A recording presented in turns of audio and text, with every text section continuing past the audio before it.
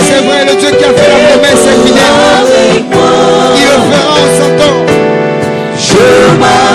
m'accroche à toi, je m'accroche à toi.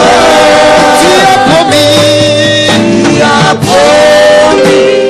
d'être avec moi, ta fidélité. Jésus, tu auras toujours ta fidélité. Dans ma vie, tu auras. Oui, ta fidélité, Seigneur. Ta fidélité. Dans mes projets, Seigneur. Tu auras toujours. Oui, ta fidélité. Ta fidélité. Dans ma vie, Seigneur. Tu auras. Oui, ta fidélité. Ta fidélité. Oh Seigneur. Tu auras toujours. Ta fidélité. Dans tes affaires, Seigneur. Ta fidélité. Ta fidélité. Dans mon cœur. Tu auras toujours. Ta fidélité. Tu auras toujours. Oui, reçois la gloire. Reçois la gloire.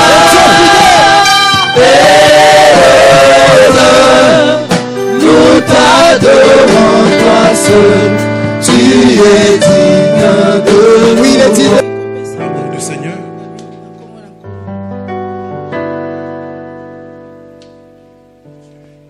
Salue ton frère, salue ta soeur. Souhaite-lui la bienvenue dans la maison du Seigneur. Et dis-lui, écoute bien l'instruction de ce matin. Alléluia. Amen. Amen. Voilà, toute la semaine, nous avons eu l'honneur de recevoir ici, en milieu de couple,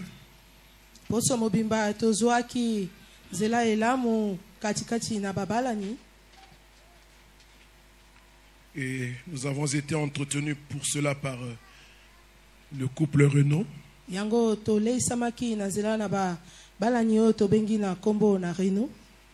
Sur le thème les couples chrétiens et l'engagement au ministère.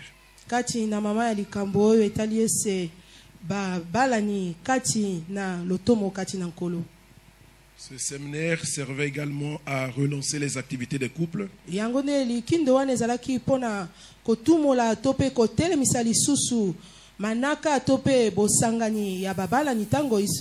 que nous allons avoir désormais une fois par mois une réunion. Et pour clôturer ce séminaire, donc le pasteur Renaud va reprendre la parole ce matin.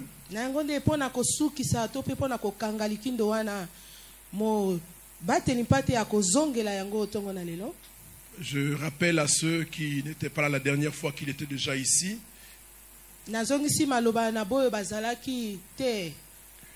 que le pasteur Renaud est missionnaire des Assemblées de Dieu de France au Congo.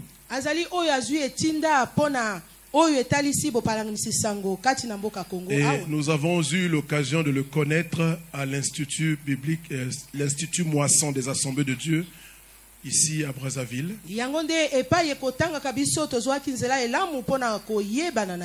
La richesse de ses enseignements et la pertinence de ce qu'il donne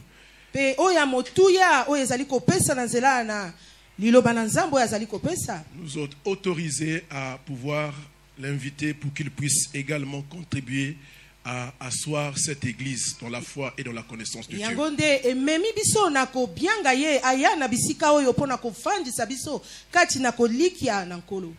Ce sera donc pour la deuxième fois que nous l'accueillons ici. Mais je crois que ce ne sera pas la dernière. Parce qu'il y a déjà d'autres chantiers que nous sommes en train d'explorer. Mais il n'est pas question ce matin de le représenter, mais il s'agit plutôt de lui accorder la parole. Avec donc votre permission, nous accueillons le pasteur Serge Renaud.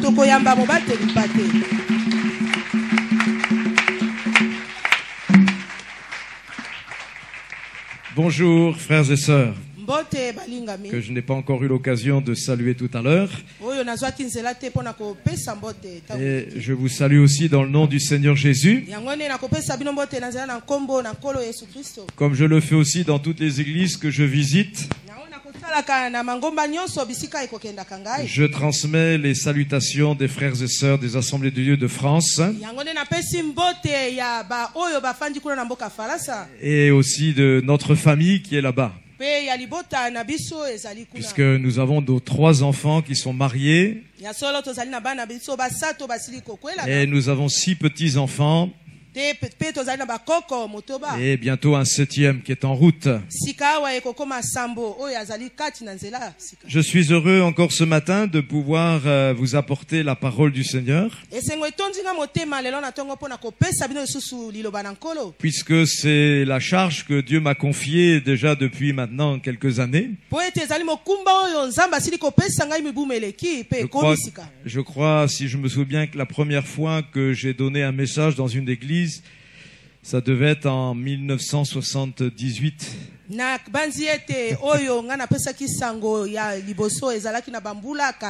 Et je crois que la première fois où j'ai prêché en Afrique, c'était en 1988.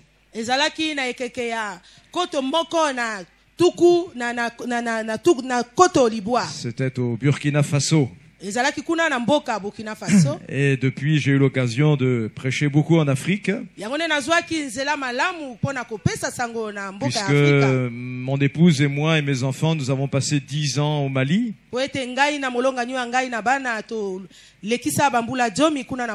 Et ça fait notre 5e année que nous sommes ici au Congo.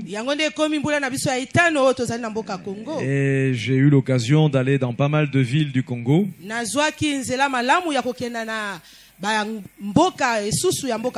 Et c'est mon privilège en tant que missionnaire. Au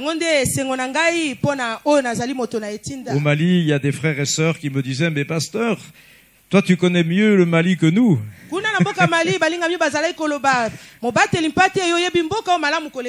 Parce que nous sommes jamais quittés Bamako. Mais toi, tu es allé jusque Gao, Tombouctou. Et c'est vrai que vous avez un beau pays aussi au Congo. L'occasion de traverser toute la forêt équatoriale jusqu'à Wesso. D'aller aussi à Imfondo, où j'ai rencontré d'ailleurs à l'époque Luc, qui était là-bas. Et aussi dans le Mayombe, vous avez vraiment de belles forêts. Et ce qui est important, c'est que vous avez aussi le Seigneur Jésus. Parce que ça, c'est le plus important. Vous avez un Dieu merveilleux. Et j'aimerais ce matin vous exhorter, vous encourager au travers d'un texte qui se trouve dans l'Ecclésiaste.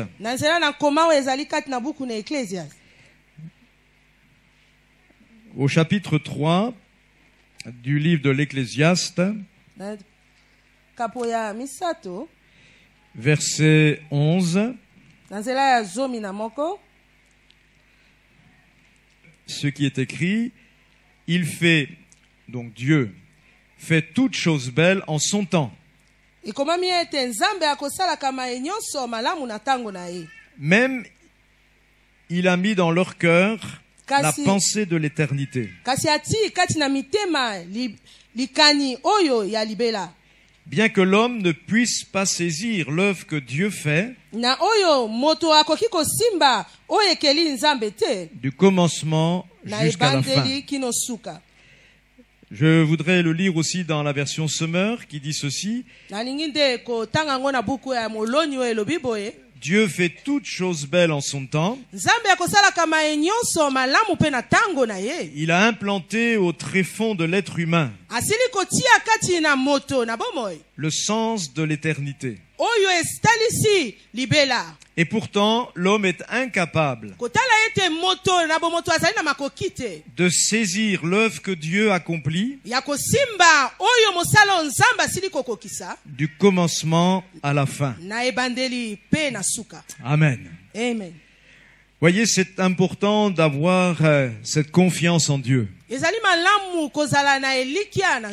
Parce que ces quelques phrases-là, si vous les croyez et que vous les appliquiez dans votre vie, elles peuvent faire la différence dans la façon de vivre votre vie.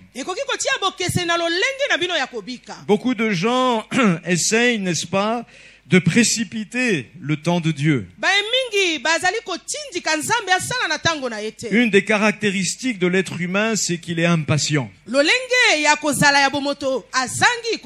Et à l'époque où nous vivons actuellement, c'est encore plus marquant. Autrefois encore, on se déplaçait à pied avec un âne. On savait ce que c'était de prendre son temps. Lorsque l'apôtre Paul est parti en mission,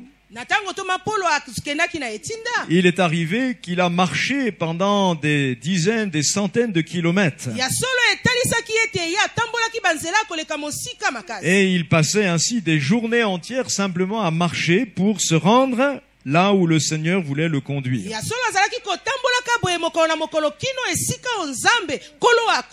Mais aujourd'hui, ceux qui sont nés dans notre siècle,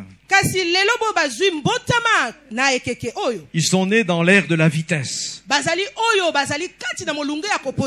Les avions, les voitures, Internet, 2G, 3G. Et 3G, c'est pas suffisant. En France, c'est 4G maintenant. C'est l'heure où on appuie sur un bouton, instantanément, on obtient ce qu'on veut.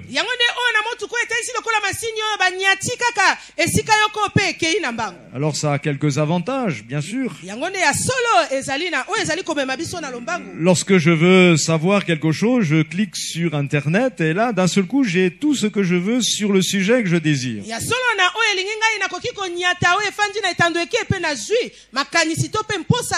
Mais quand il s'agit des éléments de notre vie, nous devons admettre que là, Dieu ne fait pas les choses comme nous. Il y a plusieurs pensées que l'Ecclésiaste nous présente ici. D'abord, que Dieu fait toutes choses belles. C'est-à-dire que quand Dieu fait quelque chose, quand il commence un travail, une œuvre, l'aboutissement de ce travail sera beau. Alléluia. Amen. Mais il y a un temps pour cela. Et l'Ecclésiaste dit le problème de l'être humain, qui pourtant a été fait à l'image de Dieu, puisque Dieu a mis au fond de son être la pensée, le sens de l'éternité. Mais en tant qu'être humain qui est limité dans sa vie terrestre, nous n'avons pas seulement du mal à comprendre, mais la version Semeur dit que nous sommes incapables de comprendre le cheminement que Dieu utilise depuis le moment où il commence quelque chose jusqu'au moment où il la parachève pour qu'elle soit belle. Pour reprendre un autre passage de l'Écriture, les voies que Dieu utilise pour accomplir son œuvre sont très éloignées de celles que nous pouvons concevoir. Les pensées que Dieu a en vue de l'avenir sont très éloignées de celles que nous formons parfois. Et c'est là les réalités que l'Ecclésiaste nous présente. Et qu'est-ce que cela donc va impliquer pour nous en tant qu'enfants de Dieu? Eh bien, en fait, ce texte nous invite à mettre notre confiance dans notre Père Céleste.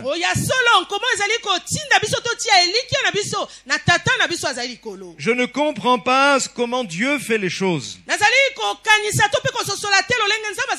Je ne comprends pas parfois aussi pourquoi il fait certaines choses. Mais il y a une chose que je sais. C'est que ce que Dieu est en train de faire dans ma vie, c'est pour mon bien. Et cette pensée, l'apôtre Paul la reprendra dans Romains 8. Au verset 28. Et vous remarquerez qu'il commence sa phrase par ces mots, nous savons. Alléluia. Quand on est enfant de Dieu, il y a des choses qu'il faut savoir. Si vous ne les savez pas, le diable va en profiter pour vous mentir encore. Il y a beaucoup d'enfants de Dieu qui s'affolent, qui se précipitent comme les gens de ce monde, parce qu'ils ne savent pas ce que Paul savait. Qu'est-ce qu'il savait? Qu'est-ce que vous devez savoir? Pas seulement dans votre tête, mais dans votre cœur, que ça constitue un fondement de votre foi en Dieu. Il dit, nous savons du reste que toute chose concourt au bien de ceux qui aiment Dieu, de ceux qui sont appelés selon son dessein. Quand vous lisez ce genre de passage, il faut toujours regarder les conditions. Ici, ce que Paul dit, ça concerne ceux qui aiment Dieu. Or, pour réellement aimer Dieu, il est dit aussi dans l'évangile qu'il faut avoir d'abord connu l'amour de Dieu pour nous. C'est pourquoi l'apôtre ajoute de ceux qui ont été appelés par Dieu, pour leur faire connaître la bonne nouvelle de Jésus-Christ. Car le message que Dieu veut faire connaître à tout le monde, c'est que le Créateur a tellement aimé le monde, malgré toute sa misère, il l'a tellement aimé, il t'a tellement aimé, qu'un jour il a donné son Fils unique, comme un agneau immolé. Il a été sacrifié, ce Fils unique, pour porter tes péchés, pour porter ta misère, et pour prendre ta place. Il a supporté le châtiment que méritaient nos fautes. Et pourquoi Dieu l'a fait? Il l'a fait en Jésus-Christ, afin que quiconque croit en lui, quiconque croit dans la valeur de ce sacrifice de Jésus, ne périsse pas dans son péché, mais qu'il soit sauvé, qu'il reçoive la vie éternelle. Voilà le message que Dieu veut faire connaître à tout homme, toute femme. Parce que c'est le seul message qui peut sauver l'homme de son péché. C'est le seul message qui peut libérer l'homme de la condamnation éternelle. Et cette œuvre, Dieu l'a déjà accomplie. Ça fait partie des choses que Dieu a fait belles en son temps. Puisque lorsque le Christ était sur la croix en train de mourir, une des dernières paroles qu'il a prononcées: tout est accompli. Tetelestai. C'est accompli. C'est réglé. Ta dette est payée. Si tu étais préoccupé par ta dette envers Dieu, tu n'as plus besoin de te préoccuper. Dieu l'a déjà réglé en Christ. Jésus l'a fait pour toi. Tu peux plus dire que Dieu ne s'est pas occupé de toi. Tu peux pas dire que personne ne pense à moi. Puisque avant même que tu naisses sur la terre, Dieu avait déjà pensé à toi. Jésus avait déjà pensé à toi. C'est en voyant ta misère qu'il a décidé de mourir à ta place. De supporter ces ténèbres énormes qui sont tombées au moment où Jésus mourait sur la croix. Il est impossible avec des mots d'homme de décrire l'horreur de ce jour-là. Mais la Bible nous dit que pour nous montrer justement cette horreur, en plein midi, des ténèbres sont venues sur le monde et ont duré plus de 3 heures. Ce n'était pas un phénomène naturel. Parce que les phénomènes naturels que nous connaissons sont très limités dans le temps. Même quand il y a une éclipse. Vous en avez connu sûrement ici au Congo. Ça ne dure que quelques dizaines de minutes. Mais là, 3 heures durant, les ténèbres étaient là. Oui, ces ténèbres, c'était...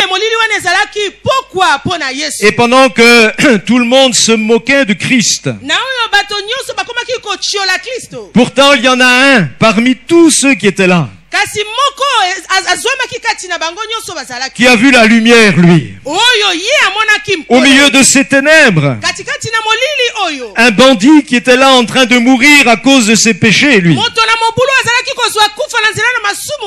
tout à coup a été touché par la lumière divine. Et dans ce mourant qui était à côté de lui, Jésus de Nazareth, le roi des Juifs, il a vu le sauveur du monde. Il a vu que ce Christ ne mourrait pas à cause de ses fautes à lui. Ce brigand a compris que Jésus était en train de donner sa vie pour lui-même. Alors il a reconnu son péché devant Jésus. Ce brigand a dit: oui, pour moi c'est justice parce que je suis en train de supporter ce que méritent mes crimes.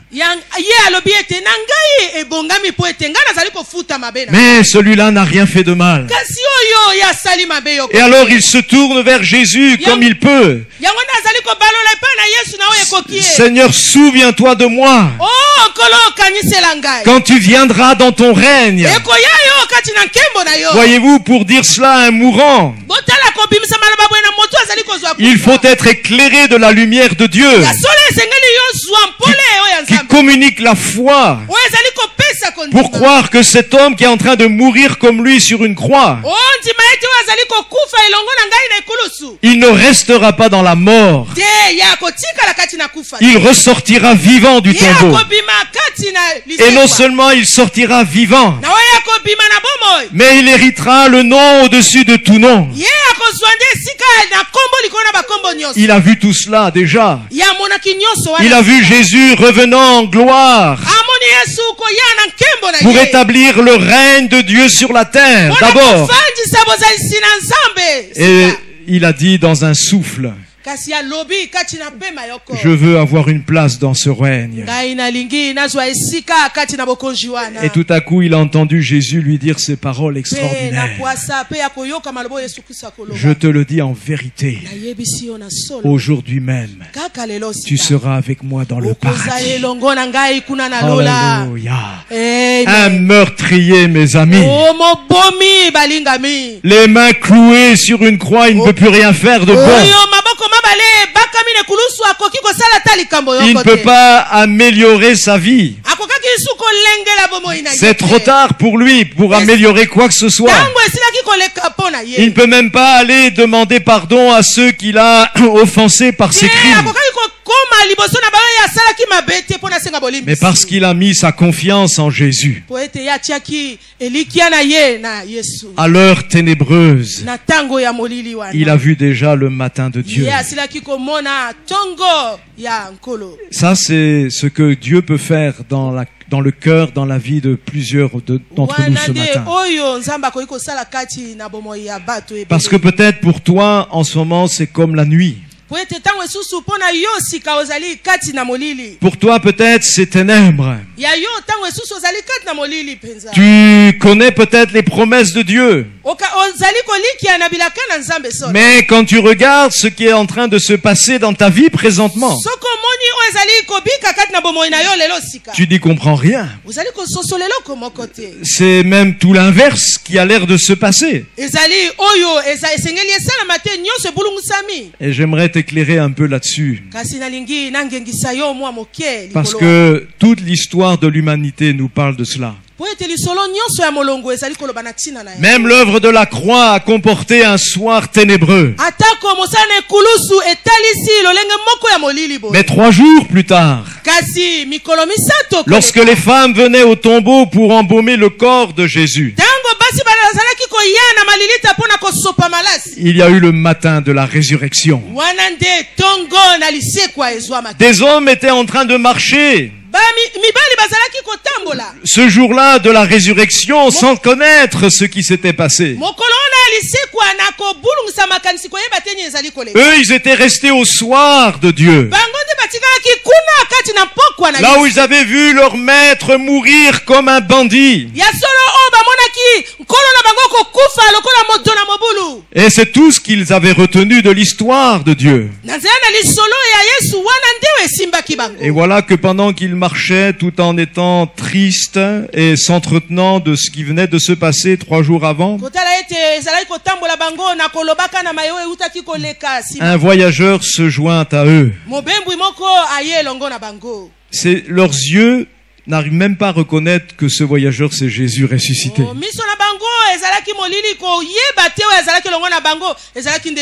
C'est dire qu'ils étaient vraiment dans les ténèbres à ce moment-là. Ils étaient encore plongés dans les ténèbres du soir de la croix. Et Jésus leur demande, mais pourquoi vous êtes si tristes en marchant? Et il leur raconte, n'est-ce pas, ce qui s'est passé, sans voir que Jésus, bien sûr, le savait ce qui s'était passé. Mais depuis ce soir de la croix, il y avait eu le matin de la résurrection qui change toute la donne. Alors Jésus commence à leur parler de ce que le Christ devait souffrir dans les Écritures.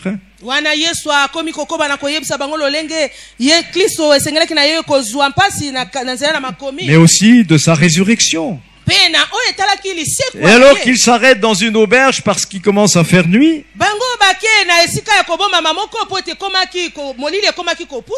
sûrement qu'ils avaient senti quelque chose au contact de ce personnage. Ces 2 disciples disent à Jésus, mais reste avec nous. On va prendre le repas ensemble. Et tout à coup, au moment du repas, Jésus rend le pain, rend grâce.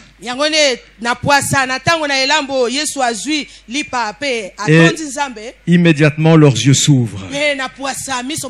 Ils reconnaissent dans ce personnage le Sauveur. Ce Sauveur qu'ils étaient en train de pleurer et qui pourtant les accompagnait. Il aura fallu du temps. Et c'est le soir même qu'ils ont vu la lumière. Et regardez le changement immédiat. Quand vous découvrez la beauté de ce que Dieu était en train de faire, même s'il fait nuit, vous laissez tout et vous repartez à Jérusalem pour annoncer avec une chaleur dans le cœur, Jésus est ressuscité. Comme nous l'avons chanté ce matin. Alléluia. Et quand nous le chantons, c'est pas seulement référence à un fait qui s'est fait il y a 2000 ans.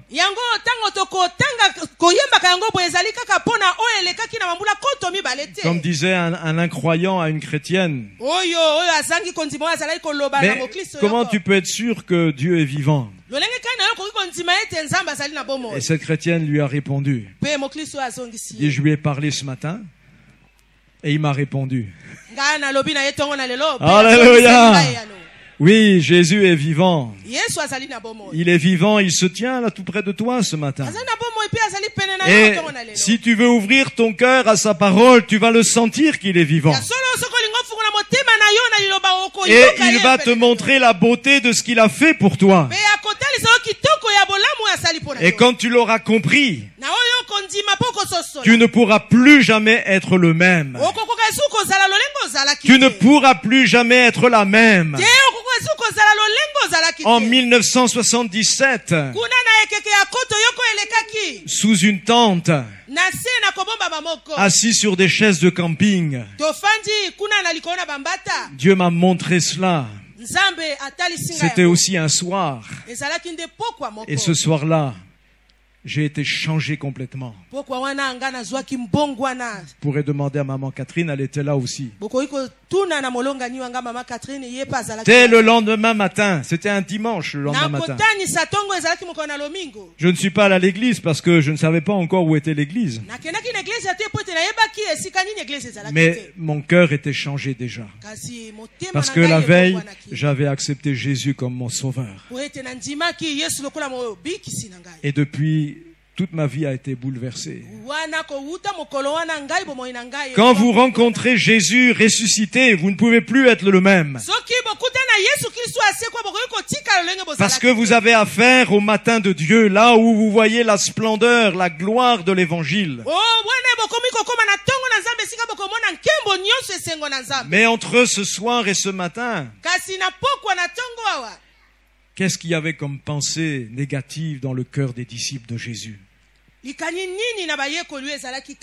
Quand ils ont vu Jésus déjà pris par les huissiers et emmené,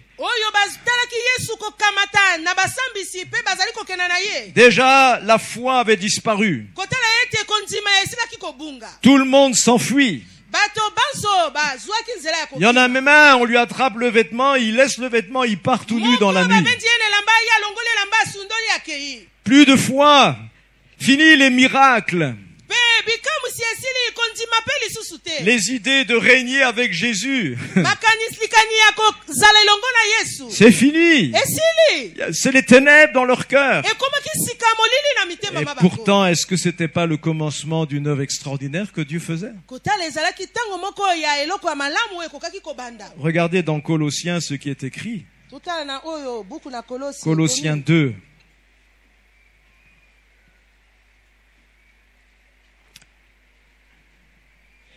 Verset 13. Vous qui étiez morts par vos offenses et par l'incirconcision de votre chair, il vous a rendus à la vie avec lui en nous faisant grâce pour toutes nos offenses. Il a effacé l'acte dont les ordonnances nous condamnaient et qui subsistait contre nous. Il l'a détruit en le clouant à la croix. Il a dépouillé les dominations et les autorités et les a livrés publiquement en spectacle, en triomphant d'elle par la croix. Alléluia. Amen. Jésus n'a pas attendu le matin pour triompher. Déjà le soir, au moment où il mourait, il dit, tout est accompli. Il sait, lui. Il sait, alors que tout le monde dit c'est fini, il sait que lui maintenant ça commence seulement. Maintenant il y a une espérance pour le monde. Parce que l'acte qui condamnait tous les hommes a été cloué avec Jésus. Ainsi les hommes pécheurs peuvent échapper au jugement. Le diable qui maintenait l'humanité dans l'esclavage à cause du péché est complètement désarmé par l'œuvre du Christ à la croix. Parce que le diable ne peut plus rien faire maintenant si tu crois en Jésus. La puissance du péché qui était en toi est terrassée. Pourquoi la Bible dit Jésus nous a délivrés de nos péchés. Mais il nous a aussi délivrés de notre péché. Il y a les péchés que nous commettons parce que nous sommes des pécheurs. Et il y a la loi du péché qui fait que même si je veux faire le bien, c'est le mal qui aboutit. Eh bien, à la croix, Jésus a dépouillé Satan et tous ses démons de cette puissance. Mais personne ne le voyait encore, excepté le brigand. Lui seul a vu cette lumière ce soir-là. Mais tous les autres disciples sont allés s'enfermer à double tour dans une chambre haute. Et au lieu de se réjouir, n'est-ce pas, dans l'attente du matin de Dieu, comme ils auraient dû, ils étaient là se regardant.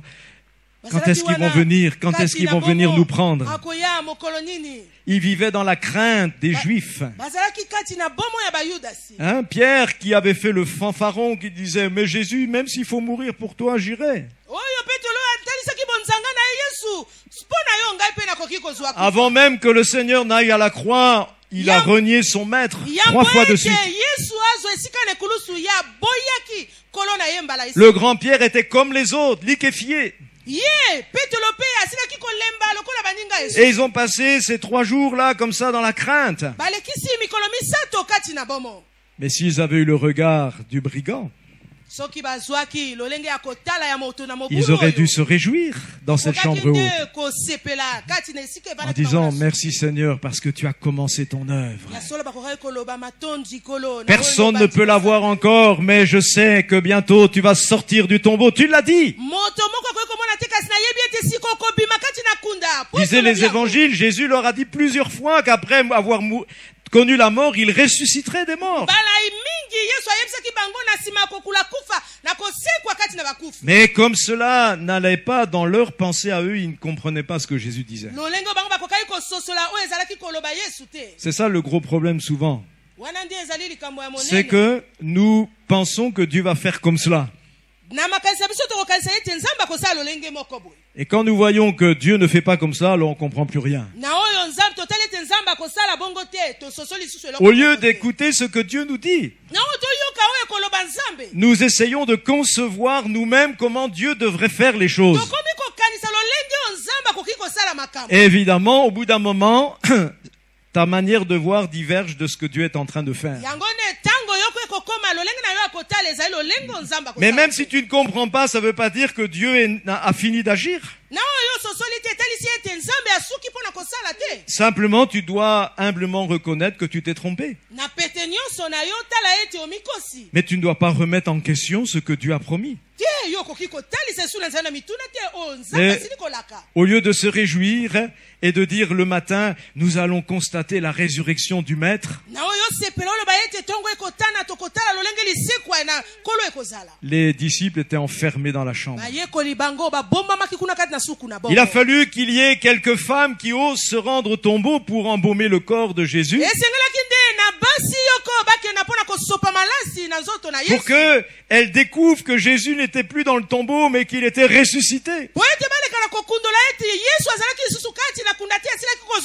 Et quand elles ont découvert cela, elles ont laissé les aromates et tout, elles sont parties courir dire cela aux apôtres.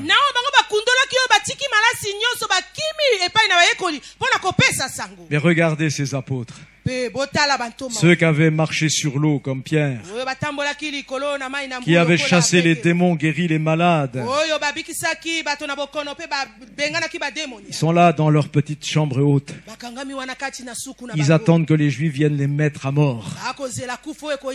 Et tout à coup, c'est une voix de femme. « Eh les frères, on vient vous apporter une bonne nouvelle. Jésus est ressuscité. » Vous croyez qu'ils ont dit Alléluia? Non, non. Je ne sais pas qui a dit, hein, mais il a dit, mais ça c'est des rêves de bonne femme. Hein. Le chagrin leur a joué des tours. Hein. Elles deviennent folles de chagrin. La Bible nous dit qu'ils n'ont pas cru ce que les femmes disaient. Remarquez, ça n'a pas beaucoup changé depuis. Hein.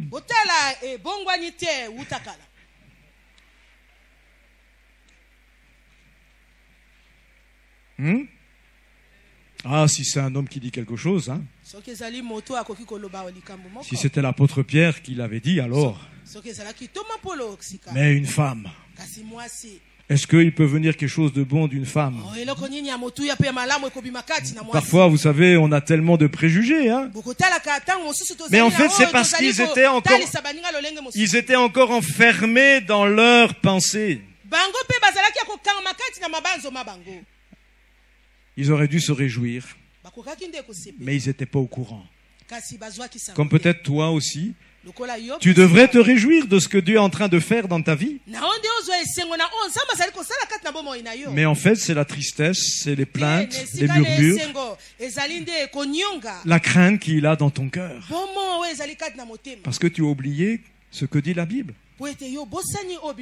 La Bible dit, l'œuvre que Dieu a commencé de faire en vous, il l'amènera à la perfection. Ah, c'est vrai, le jour de ma conversion, j'étais loin d'être parfait. Hein. Comme on dit, j'étais brut de décoffrage dans la nouvelle naissance. Et quand même je suis allé tout de suite dans la rue rendre témoignage de Jésus aux gens, je reconnais que j'ai fait des bêtises.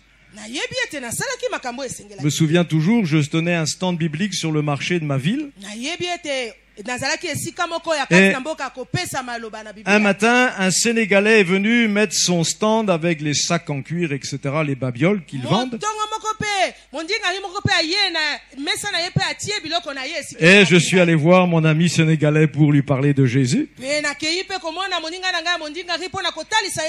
Alors moi, je lui ai parlé de Jésus et de la Bible. Et lui m'a parlé de Mohamed et du Coran. Et quand il m'a parlé de Mohamed et du Coran, je lui ai dit, Mohamed, c'est un faux prophète. Et le Coran, c'est un tissu de mensonges. Ah, la réunion s'est arrêtée là. Hein.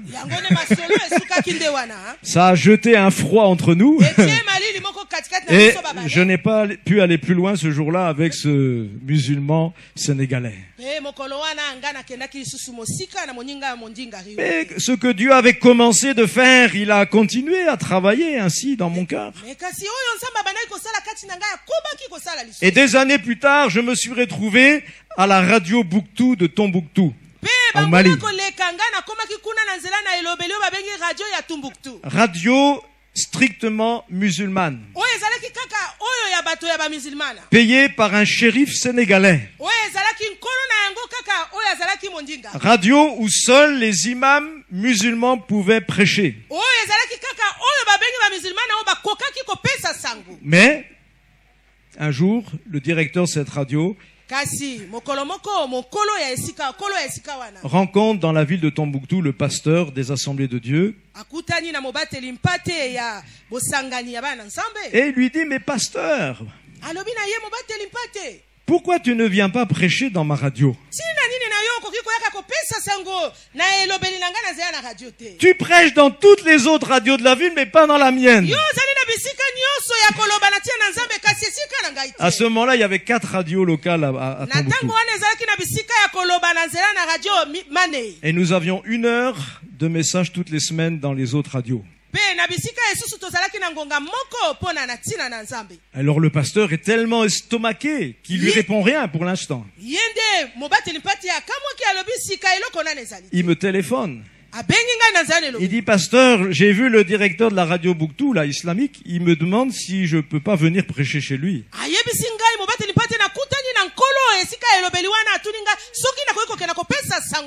Qu'est-ce qu'on fait?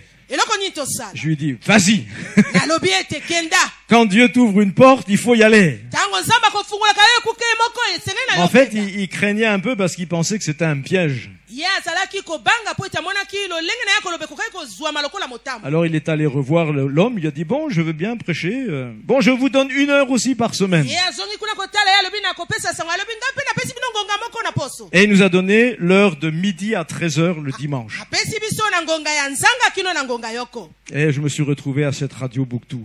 Et je savais que tous ceux qui écoutaient le message étaient tous les fanatiques musulmans de la ville. Et j'ai réussi à leur prêcher que Jésus est le Fils de Dieu. Voyez, depuis le début, entre-temps, Dieu m'avait appris comment aussi parler aux musulmans. Et dans chaque ville du Mali où nous avons ouvert une église, j'ai prêché sur les radios de ces villes.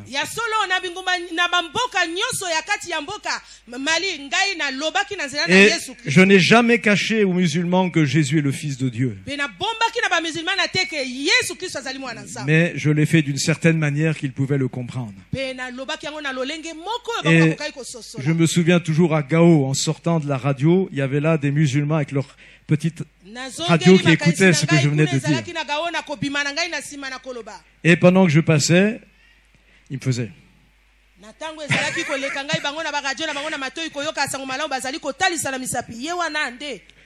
Ils me félicitaient pour le message qu'ils avaient entendu. Dieu fait toutes choses belles en son temps. Moïse a 40 ans, il perçoit l'appel de Dieu pour venir en aide à son peuple.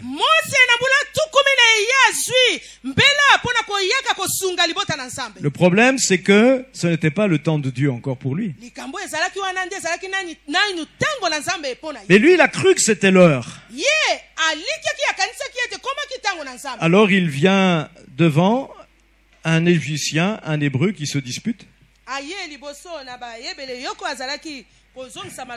Et très rapidement, il règle l'affaire. Il tue l'Égyptien. Et cet acte qu'il fait l'oblige à s'enfuir de l'Égypte comme un pauvre assassin. Il dit il fuit craignant la colère du pharaon. Pour lui, l'heure de Dieu, c'était pas maintenant. Le temps de Dieu pour agir, c'était 40 ans encore plus tard. Parce que pour que Moïse soit vraiment utile entre les mains de Dieu, il fallait qu'il se désintoxique de toute l'éducation égyptienne. Et qu'il passe 40 années dans le désert à garder des troupeaux.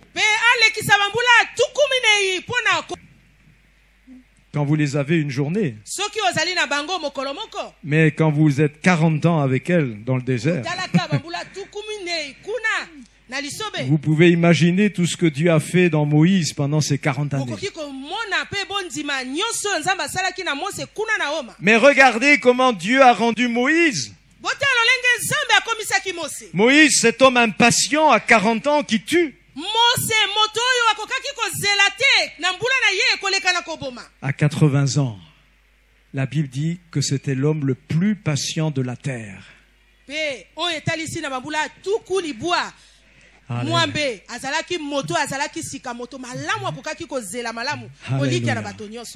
Dieu a des moyens, vous savez, pour accomplir son œuvre. Mais il prend son temps. Et en tant qu'enfants de Dieu, nous devons accepter que Dieu prenne son temps. J'ai vu parfois dans mon ministère des chrétiennes ou des chrétiens qui étaient étonnés que Dieu n'ait pas répondu à leurs prières le lendemain.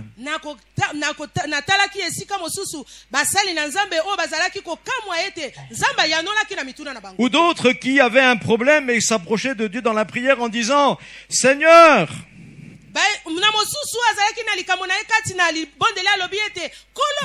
Réponds à ce problème. Fais comme ceci, fais comme cela.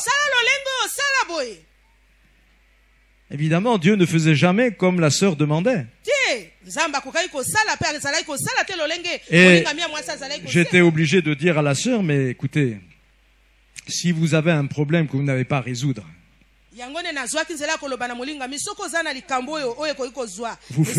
vous faites bien de l'amener à Dieu. Mais je vous en prie, si vous n'êtes pas capable, laissez Dieu faire. Vous êtes incapable de résoudre le problème et vous êtes en train d'expliquer à Dieu comment il faut le résoudre.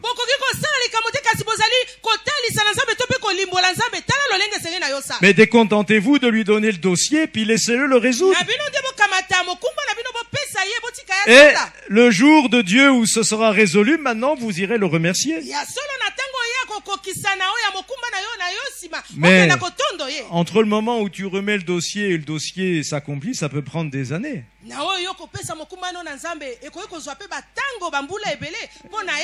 Je parle toujours de la même personne, mais c'est tellement remarquable. Une sœur a prié pour son mari quand elle s'est convertie. Pour que son mari se convertisse. Et effectivement, Dieu a exaucé sa prière. 30 ans après. 30 ans après. Mais entre le moment où elle a prié et puis 30 ans après, qu'est-ce qu'elle a fait, la sœur? Elle a supporté son mari avec tout ce qui lui faisait vivre. Toutes sortes de méchancetés terribles. Et j'ai été pasteur dans cette église pendant 6 années. Je peux rendre témoignage que cette sœur était toujours fidèle, la première presque dans les réunions de l'église, même en semaine.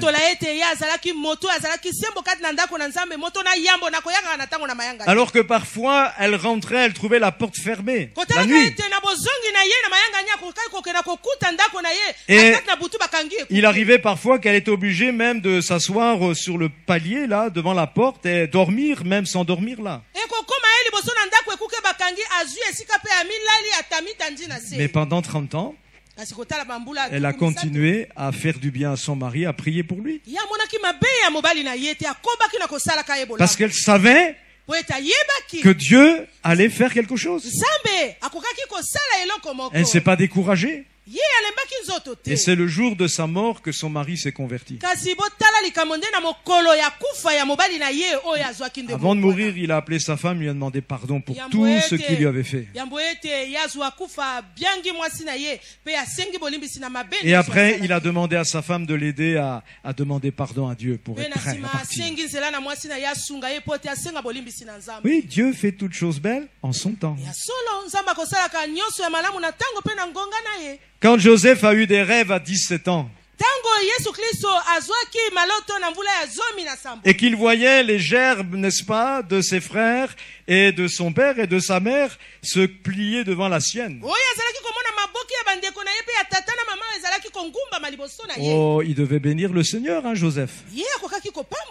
Oh, Seigneur, si on avait été dans la Nouvelle Alliance, il aurait dit ça. Hein. Merci, Seigneur, pour les promesses d'élévation que tu me fais. Et pan, quelque temps plus tard, il se retrouve dans une citerne dépouillée de sa tunique par ses propres frères. Ah, Joseph, tu parlais d'élévation. Pour l'instant, tu es dans le trou, hein. Et puis après le trou, il est vendu comme un vulgaire esclave. Et quand on lit bien le texte, il semble qu'il a été vendu, revendu plusieurs fois jusqu'en Égypte. Parce que il est parlé de caravanes madianites, puis après des Ismaélites, et puis finalement, il est vendu à un Égyptien. Et là, arrivé dans la maison de l'Égyptien, ça va un peu mieux, hein? Les affaires commencent à prospérer. Le maître lui donne toute liberté sur toute la maison pour gérer les affaires. Au moment où ça semble s'arranger, l'élévation commence à se faire. Voilà une histoire tordue avec la femme de cet Égyptien. Elle veut coucher avec lui. Et lui refuse, par honneur pour son Dieu et par respect pour son maître. Alors, de dépité, la femme saisit Joseph par son vêtement. Et Joseph s'enfuit. Et la femme dit à son mari, voilà, j'ai gardé le vêtement comme preuve. Ton esclave hébreu a voulu se jouer de moi. Il a voulu me violer.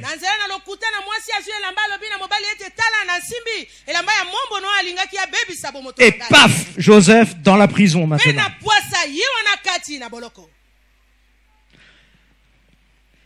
Alors Joseph et l'élévation. Vous savez, ces petites voix-là, c'est celles que le diable aime bien nous faire susurrer. Hein?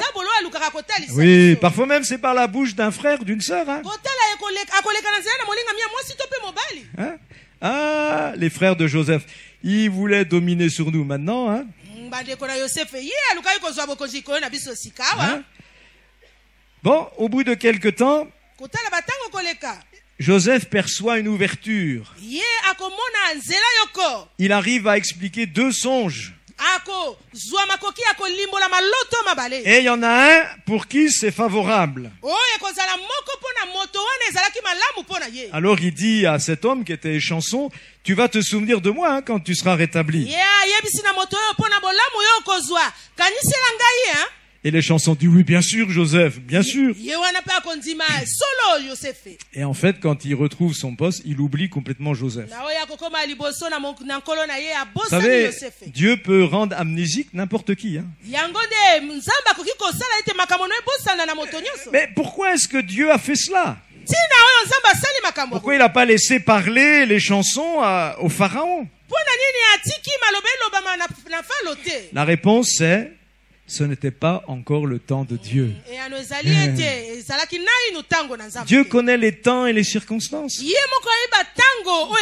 Vous les connaissez pas. Sauf si vous recevez une parole de sagesse de la part de Dieu. C'est-à-dire, une partie de la sagesse de Dieu peut vous être communiquée par un don spirituel qu'on appelle parole de sagesse.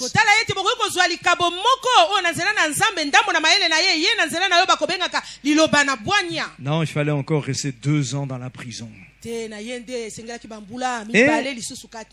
à un moment donné où peut-être Joseph devait se dire, mais qu'est-ce que je fais là? Et peut-être que c'est ce que toi tu te dis aussi depuis quelque temps. Hein? Mais qu'est-ce que je fais là? Où est l'élévation? Hein, quand je vois même parfois mes réactions, mon caractère, il y a tellement encore à faire. Prends patience, mon frère, ma sœur. Il y a toujours le temps de Dieu. Et voilà qu'un matin, pas comme les autres, le pharaon fait lui aussi des songes. Et d'un seul coup, les chansons retrouvent la mémoire. Hein? Ah oui, c'est vrai, il y a un prisonnier là qui est capable d'expliquer les songes.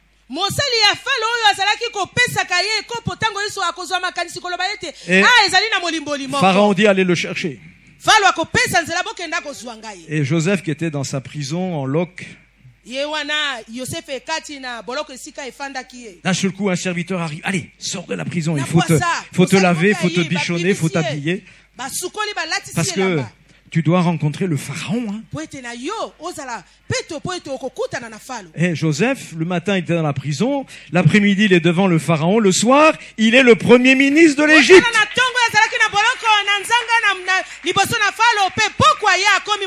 Trouvez pas que Dieu fait toutes choses belles en son temps? Oui, à condition de le laisser faire.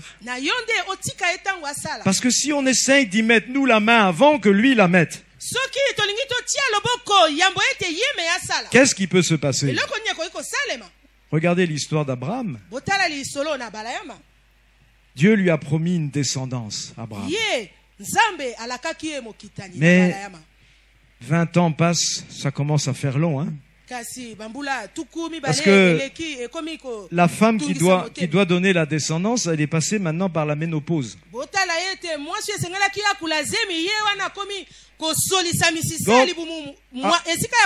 Abraham, il se dit sûrement, c'est râpé maintenant. Hein? Et voilà que Sarah a une très bonne idée d'après elle. Hein? Puisque je ne peux pas avoir d'enfant, prends donc ma servante. Bon, à l'époque, c'était des coutumes en vigueur. Et Abraham dit oui, pourquoi pas, allons-y. Mais cet enfant et cette femme sera un problème plus tard. Parce que quand Abraham dira à Dieu non, que Ismaël vive, hein, c'est lui mon héritier.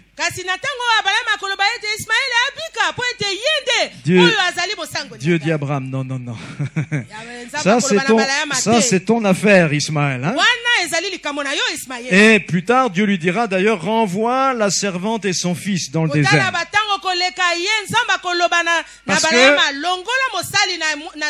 ce fils n'héritera pas avec celui que moi je t'ai donné. Et alors que peut-être Abraham et Sarah devaient se dire, mais que visite des anges. Et l'ange dit, Sarah, ta femme, aura un enfant l'année prochaine. Et Sarah entendait ce que l'ange disait dans sa tente. Hein. Et quand elle entend cette parole, elle se met à rigoler. Oui?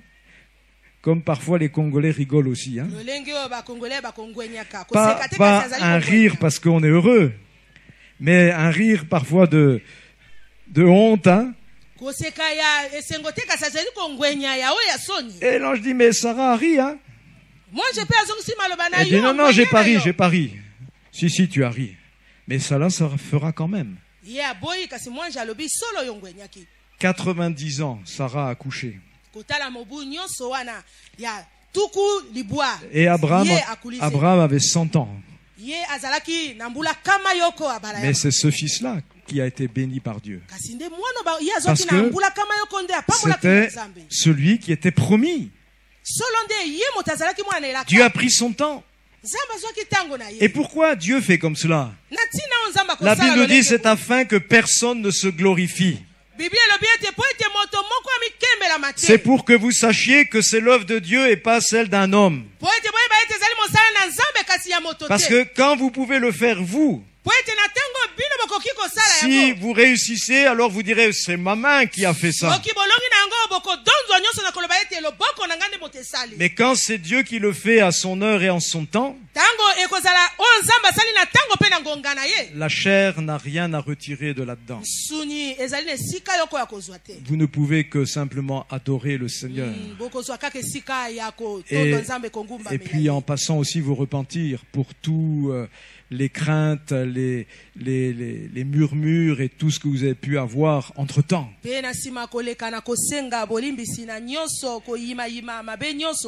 Parce que c'est comme cela que Dieu fait les choses. Dieu fait toutes choses belles pour toi aussi, mon frère, ma soeur. Si tu lui as apporté des prières, sache qu'il les a recueillies. Mais en attendant qu'il les accomplisse, tu ne vas pas rester à attendre que ça vienne. Laisse faire le Seigneur, toi travaille. Cherche à faire sa volonté. Et si tu es en train de faire sa volonté, quand ce sera le temps de Dieu pour l'accomplissement des promesses de Dieu, tu seras exactement là où il faut. Et tu seras exactement dans les conditions qu'il faut pour que son œuvre s'accomplisse. Dieu fait toutes choses belles en son temps et toutes choses concourent au bien de ceux qui l'aiment. Pour Joseph, il fallait qu'il passe par cette descente pour que Dieu puisse l'élever.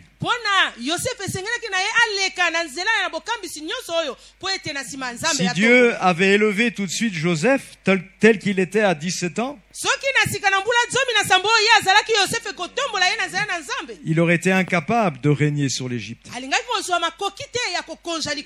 Il était trop orgueilleux. Il fallait que Dieu l'abaisse pour qu'il puisse ensuite l'élever.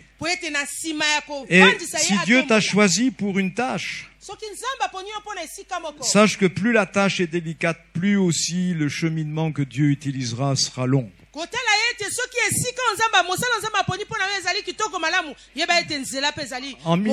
En 1992, Dieu m'a lancé un appel pour venir au Congo. Mais ce n'est seulement qu'en 2011 qu'il m'a envoyé au Congo.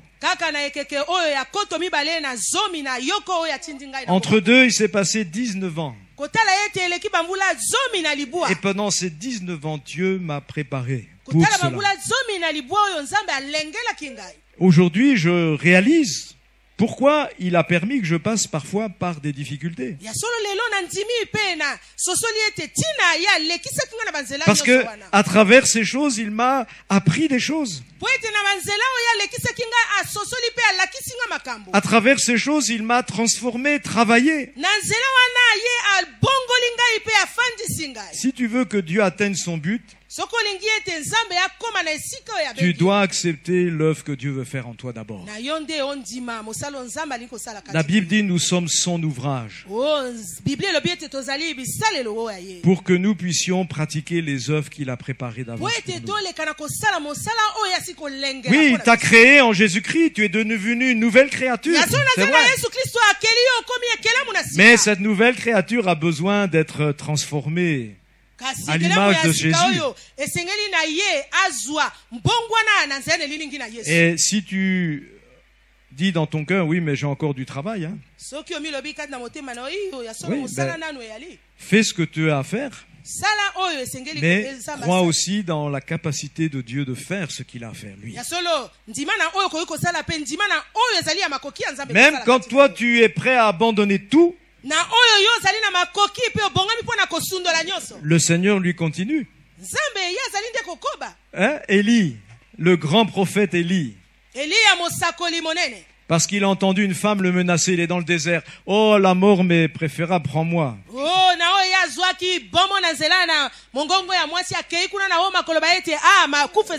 Ce jour-là, pour Élie, il pense c'est la fin. Hein? Dieu lui dit non, c'est pas la fin. C'est trop tôt, Élie.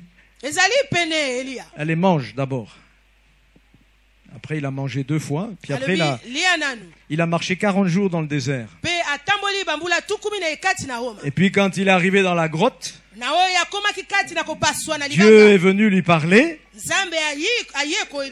Et quand il a découvert ce que Dieu lui disait, il s'est rendu compte que ce n'était pas encore le temps. Pourquoi? Parce qu'il n'avait pas préparé son successeur. Élie, tu veux t'en aller comme ça alors qu'il n'y a personne pour te prendre la suite? Et Dieu lui a montré qu'il y avait un Élisée aussi à former. Et c'est seulement quand Élisée sera prêt que Dieu viendra enlever Élie dans un char de feu.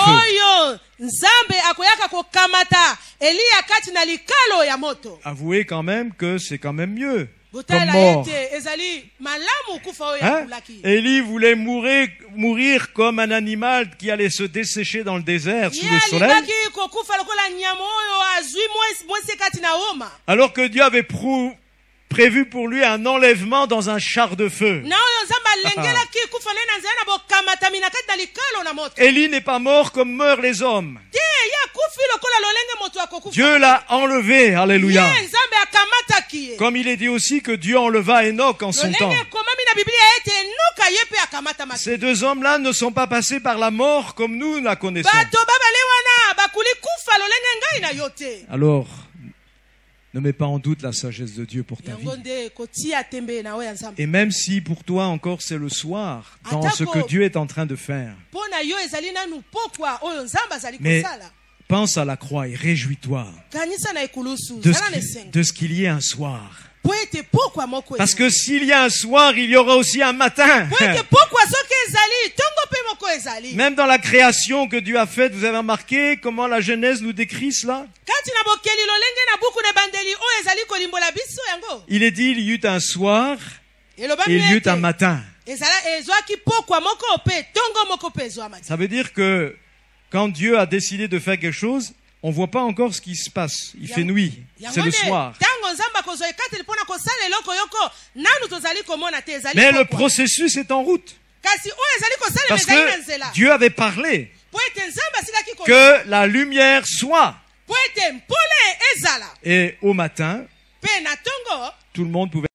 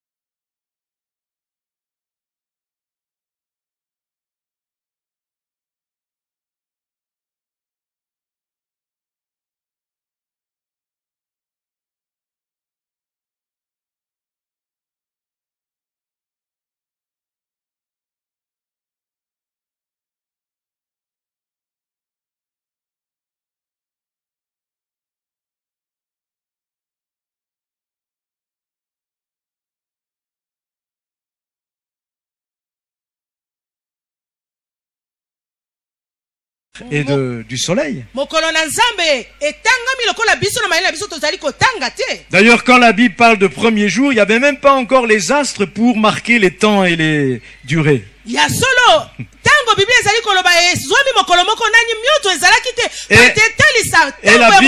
la Bible nous dit plusieurs fois que devant Dieu, un jour, c'est comme 1000 ans pour nous.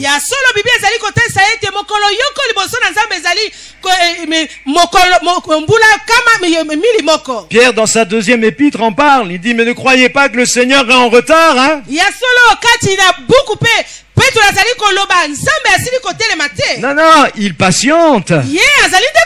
Parce qu'il veut d'abord que vous soyez sauvés. Mais j'aimerais vous dire un scoop, Dieu n'est jamais en retard. C'est pas comme la majorité de ceux qui sont là. Hein. Ce que j'ai vu ce matin, il y en avait beaucoup qui étaient en retard par rapport à l'heure du culte. Hein.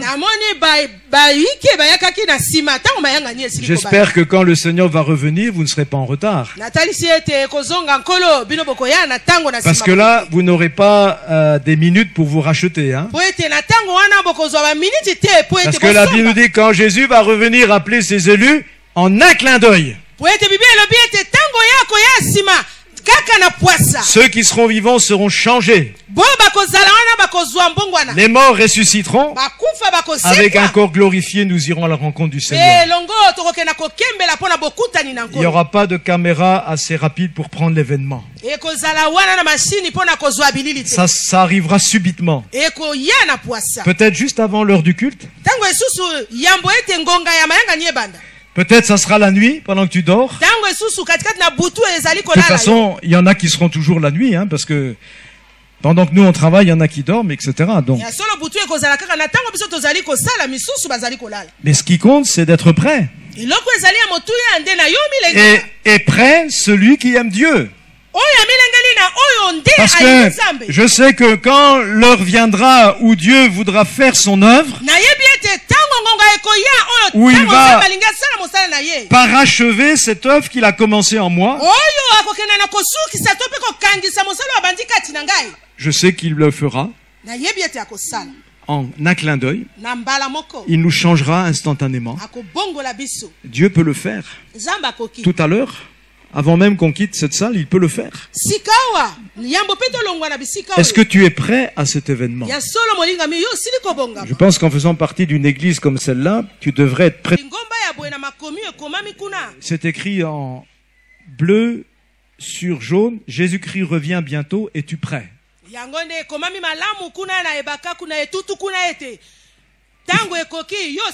ne faut pas seulement se préparer quand on vient au culte. Mais il faut rester toujours prêt. Et la meilleure façon de rester toujours prêt, c'est de rester confiant dans le Seigneur, de l'aimer, de faire confiance dans sa sagesse et dans son amour. Et même quand tu ne comprends pas les voies que Dieu utilise dans ta vie, rends-lui grâce quand même. Dis oui Seigneur, c'est vrai, je comprends pas, mais je fais confiance à ta sagesse. Exerce ta foi dans le Seigneur. Il y a des promesses qui ont été écrites pour toi. Saisis-les par la foi. C'est elles qui te permettront de voir à l'avance comment Dieu va agir à la fin. Dans Hébreux 11, il est parlé de ces hommes de foi qui sont morts sans avoir connu ce que Dieu leur avait promis.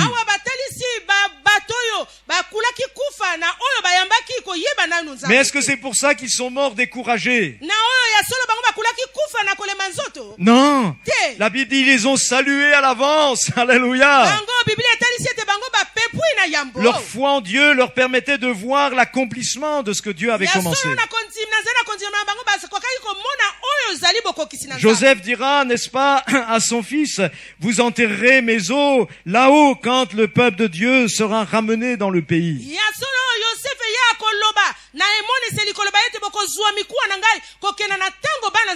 Or, pourtant, vous savez, ça a duré 400 ans au moins pour que le peuple rentre.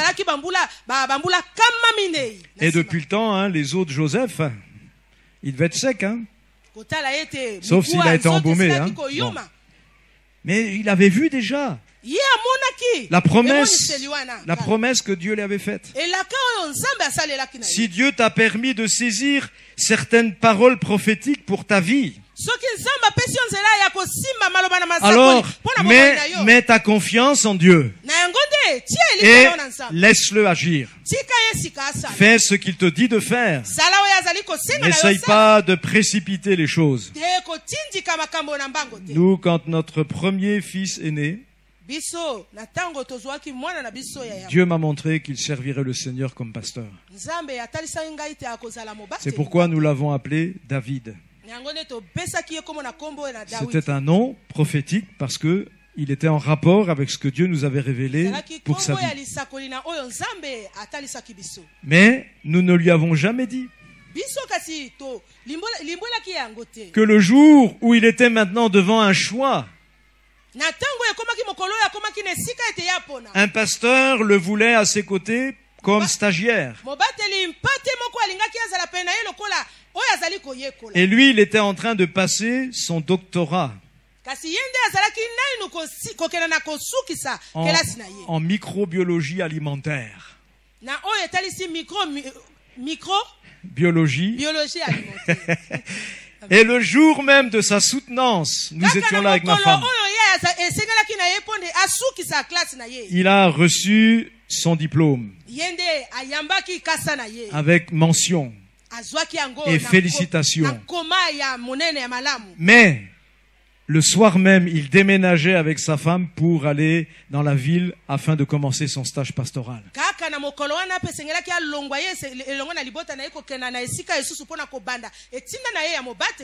Quelque temps auparavant, il nous a partagé les craintes qu'il avait. Parce que au moment où ce pasteur l'invite pour commencer son stage pastoral, son maître de stage en microbiologie alimentaire lui dit: David, je veux te donner une place à l'université. Quand tu auras là ta soutenance, tu vas enseigner à l'université.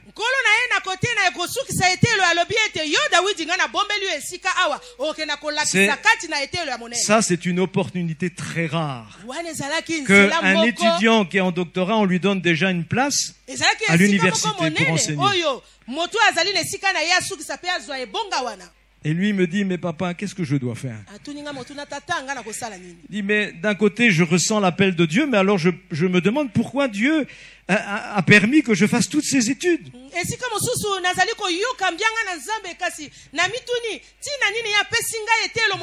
C'est seulement à ce moment-là que je lui ai dit: voilà, mon fils, ce que Dieu nous a montré à ta naissance.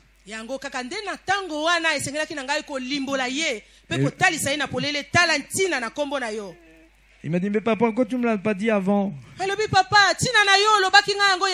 J'ai dit: parce que c'était pas le temps encore. Maintenant je te le dis parce que tu es devant le choix. Et il a choisi. Il a laissé son travail, il est parti en formation. Et voyez comment Dieu est bon. Ils ont le projet d'aller au Canada. Mais ça fait 3 ans qu'ils ont initié cette démarche. Et quand il a mis ce projet, il ne voulait plus être lié avec l'église. Donc, il a refusé de prendre un poste pour ne pas être lié à une église afin d'être prêt à partir à tout moment.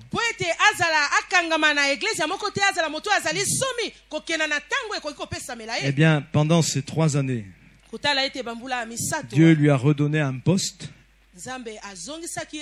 à l'INRA, là où il est à Bordeaux. On a l'impression que c'est des contrats qui ont été préparés par le Seigneur exprès juste pour lui, quoi.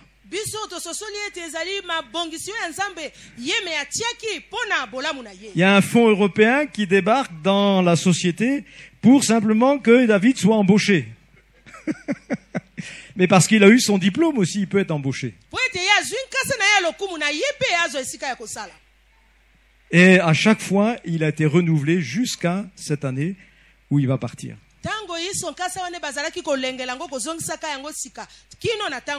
Dieu fait toutes choses belles en son temps. Faites-lui confiance et le Seigneur agira. Dieu est capable de préparer un événement pendant des millions d'années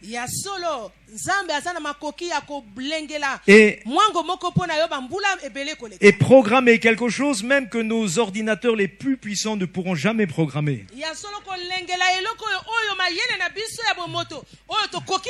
J'ai encore beaucoup de choses à vous dire là-dessus, mais je vais arrêter.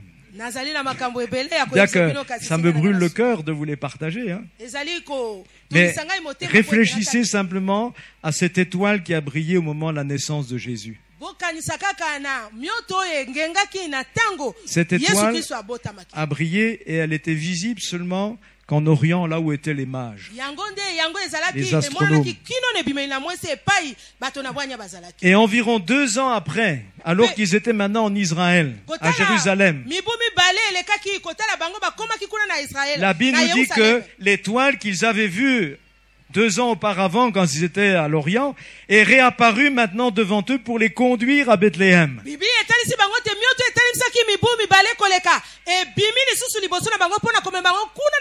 Ceci est un phénomène qui a été prouvé scientifiquement récemment par des chercheurs chrétiens aux États-Unis.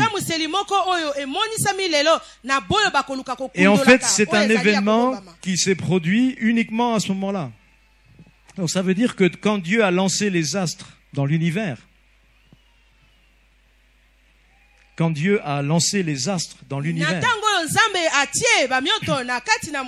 il avait déjà prévu cet alignement de planètes, de galaxies, pour juste au moment où le Sauveur naîtrait.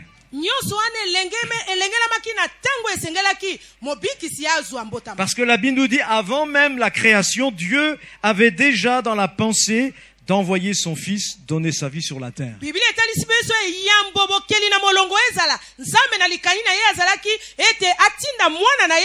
Donc quand il a lancé les galaxies, il les a lancées par n'importe comment. Ça a été centré pour la terre. Cette terre où un jour son Fils naîtrait. Et à ce moment-là même, il faudrait que ces mages en Orient voient cette étoile briller.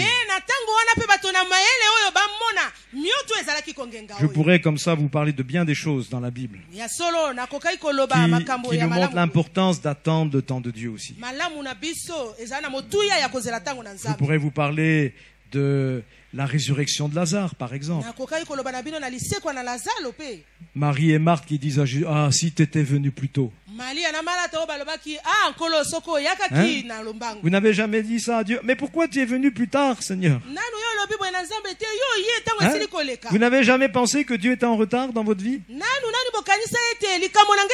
Ah, si le Seigneur avait agi comme ça serait passé autrement, évidemment.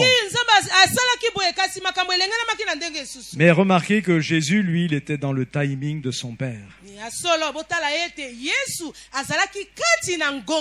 On lui dit, viens vite Seigneur, celui que tu aimes est malade à la mort. Jésus dit à ses disciples, restons encore là 2 jours. Hein? Qu'est-ce qui te préoccupe? Est-ce que tu es dépendant des circonstances, de ce que les gens disent?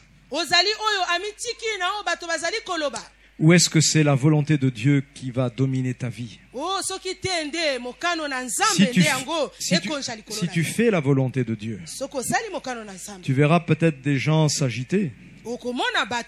Mais toi, tu seras toujours là au moment où il faut pour faire ce qu'il faut. C'est pourquoi, avant de te précipiter dans la crainte de faire des choses, apprends à écouter la voix du Seigneur. On me dit de faire ça. Toi, Seigneur, qu'est-ce que tu en penses? Et tu verras que si tu apprends à faire cela, tu te porteras bien. Parce que même si tu dois être ravitaillé par les corbeaux, Dieu le fera. Et pourtant, je connais bien les corbeaux, ils n'amènent jamais de viande à manger, hein, à personne. Eux, ils aiment bien se repaître de viande, mais ils n'apportent jamais de viande à personne. Mais si Dieu veut te nourrir par eux, il donnera un ordre aux corbeaux et ils vous les amèneront.